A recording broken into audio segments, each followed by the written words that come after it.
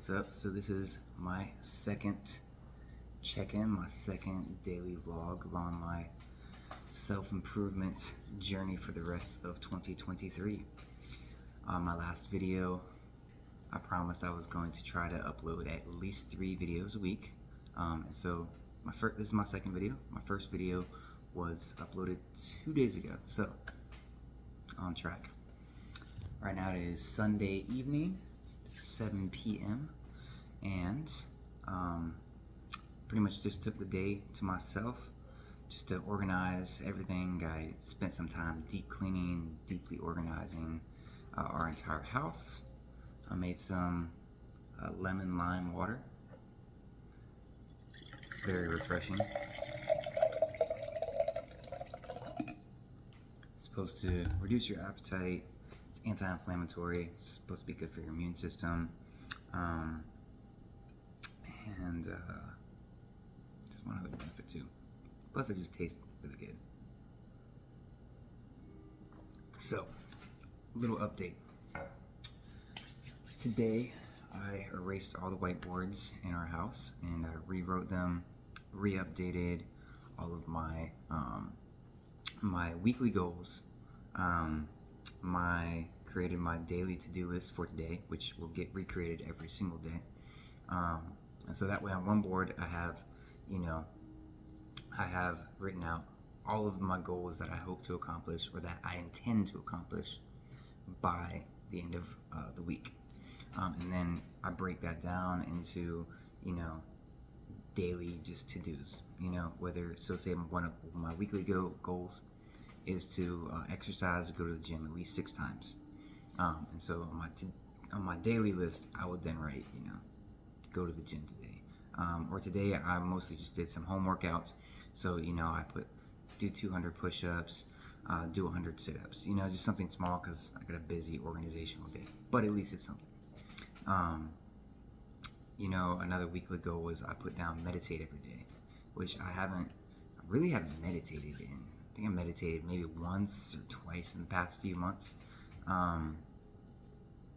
And honestly, I don't think I was intentional enough about it. I just kind of did it because I thought I should.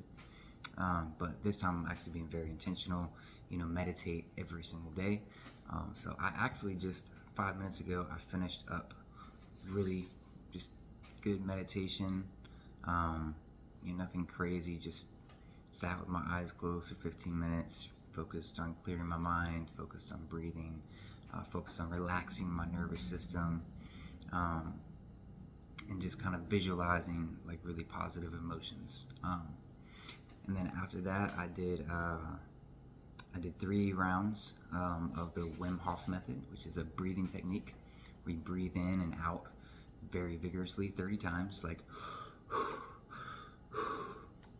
so you do that 30 times, and then you breathe everything all the way out, and then you do a 1.5 minute, 90-second breath hold, which sounds a lot harder than it actually is.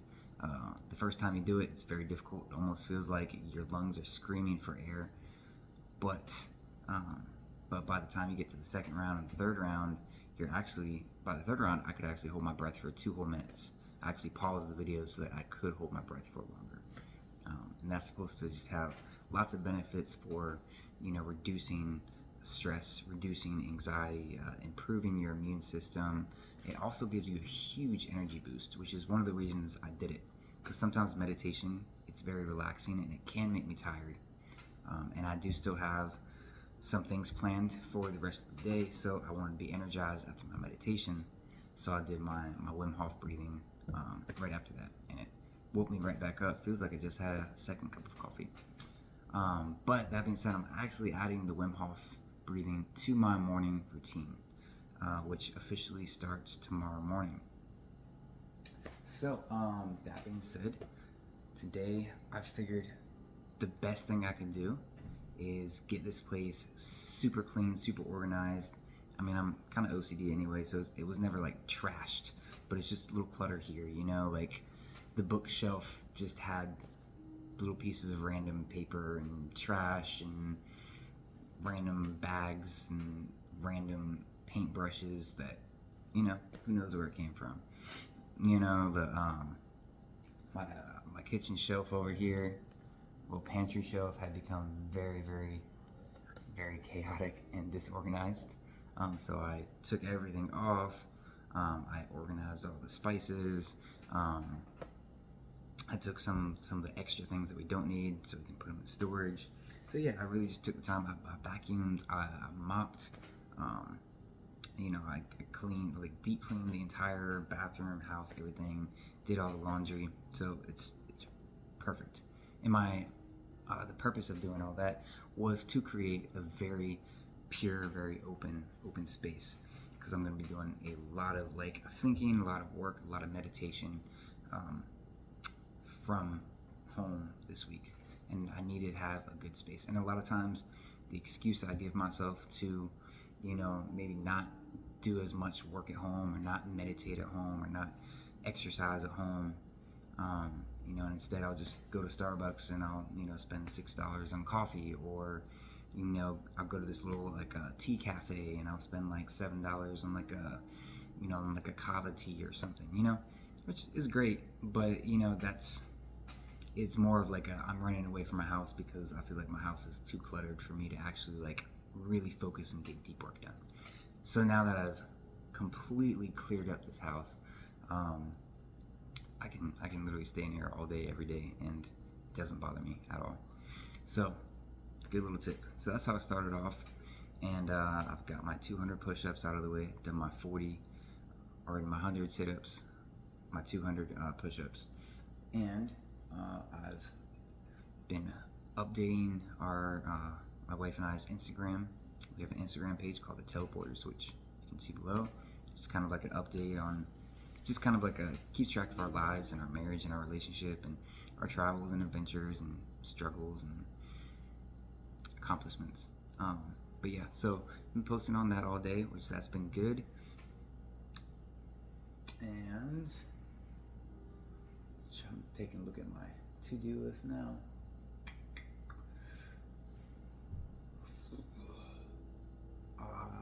Yeah. Oh, I listened to a really good podcast today. Actually, that's kind of what inspired me. Well, meditating was already on my plan. However, I wasn't like super motivated to do it. I was gonna do it anyway, but I wasn't super motivated to do it until I listened to this podcast, which it's by Andrew Huberman. He's a neuroscientist and a teacher at Stanford University. He also has his own podcast, and he has about it's like an hour and a half long podcast on the brain chemistry and the biology and the neurobiology behind meditation, as well as the different types of meditation. So one interesting thing he pointed out was there's two types of, if you can really break all meditation down into two types of core meditative practices, and one is called interoceptive meditation, and the other is called exteroceptive meditation. And so the difference between those is interoceptive meditation is a slower form of meditation. That's where you kind of look within. That's often what they call mindfulness meditation, because you're kind of shutting out the outside world and the outside stimulus. A lot of times you close your eyes, you go in a dark room, and you really just focus on your breathing, or you focus intentionally on a single thought or a single emotion, and you don't let your thoughts like wander. And there's different ways to do it, right? And so the other one, so that's a really good, that's a very good meditation for people like me, people who are just constantly distracted by the outside world, people who are constantly busy, people who can never seem to make time to meditate. Interoceptive meditation is designed to quiet your mind and calm your mind, and bring you back and reconnect with your body. Now the second one, is the opposite, and that's exteroceptive meditation. And what's cool about that is that's more designed for people who are too inside of their heads, They spend too much time inside their head, too much time just giving their thoughts, fuel. And so that's more of like an active meditation. So a lot of times you will say, take a candle or a fire, and you'll stare right at the candle or the fire. Or perhaps if you've ever seen somebody at an art museum sit down in front of a painting and just sit there and look at it and study it and stare at it and absorb its beauty for 10-15 minutes, that's a form of exteroceptive meditation. And those can be particularly helpful for individuals who spend too much time in their head and they like focusing their physical activity, especially vision, because vision takes up a lot of your brain's processing power. When you intentionally focus your vision on a single activity or object, it really does a lot to shut down all the unwanted noise in your head. So that's cool. Learn that, and Andrew Huberman, he goes into all these cool like scientific studies that have been done on meditation and its long-term effects, and the health of your brain and mind and body, and how it relates to the quality of sleep. And it's definitely check it out. If you just go on YouTube and Google Andrew Huberman meditation podcast, it should be one of the top results. Anyways, that's what I learned today. Also, another cool thing I learned from that podcast, there's 2 types of different meditations depending on what your goal is. So if your goal is to be relaxed from your meditation, you are supposed to have a strong exhale. For instance, like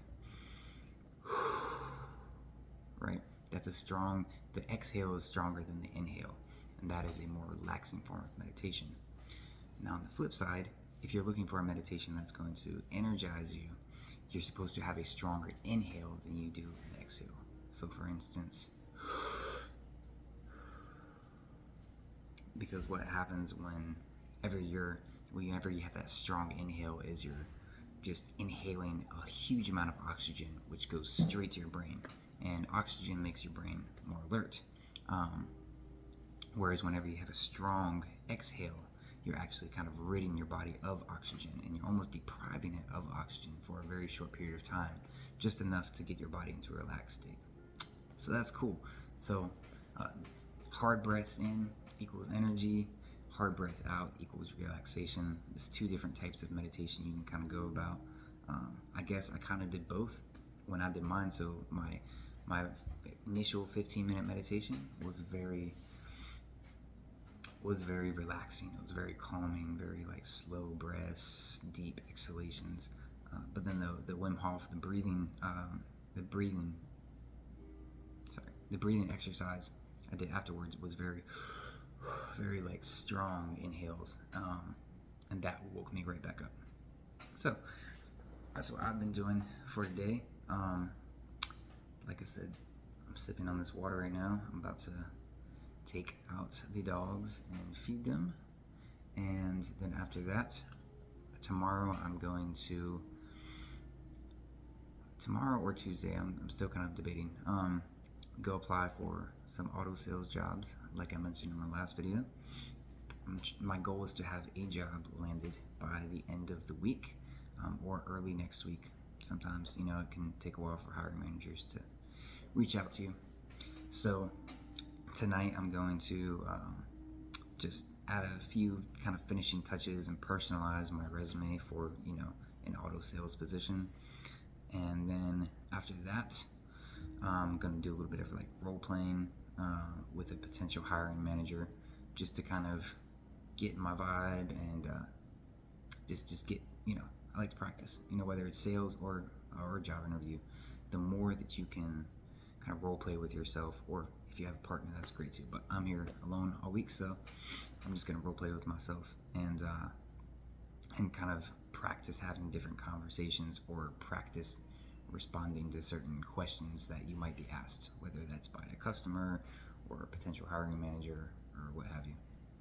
So that's my goal. I'm also going to make a list of the top 3 dealerships that I want to work at, and I'm also going to take some notes on each one, study each one, I'm going to take a look at, for example, their used car versus their new car inventory.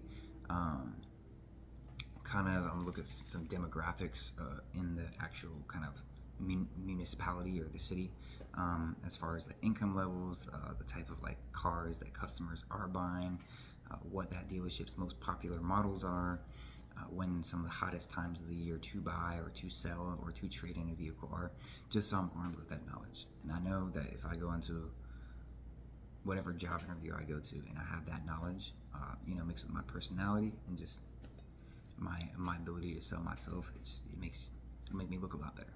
So that's what I'm gonna do tonight, and then I'm gonna wrap up. I'm gonna do a quick healthy dinner. Still not sure. Thinking maybe like eggs and something. It's gonna be quick, healthy, simple. And then I'm gonna read for 30 minutes, and I'm gonna give Yessie a call and relax. I take the dogs out one more time, and it's gonna be a day well done. So yeah, I'm proud of myself. I admit I was a little tempted to be lazy earlier on. I was very, I don't know, I felt tired, and I guess without having a partner there to hold you accountable, sometimes when you're used to having a partner there to hold you accountable all the time, it makes it very easy to fall into that little trap of putting things off and procrastinating. But like, as soon as I sensed the energy coming up in me, I put it aside, I cast it aside, didn't give it any space, didn't give it any time, and I just leapt straight into doing what I know I needed to do. So that's what I'm doing now, and y'all have a good night. Cheers to update number 1, or update number 2, and I'll have a third one coming your way in the next 2 days, either on Monday or Tuesday. Just depends what happens and when I have time to record. By the way, peace, love, thanks for keeping up. Also, drink some lemon water, you won't regret it.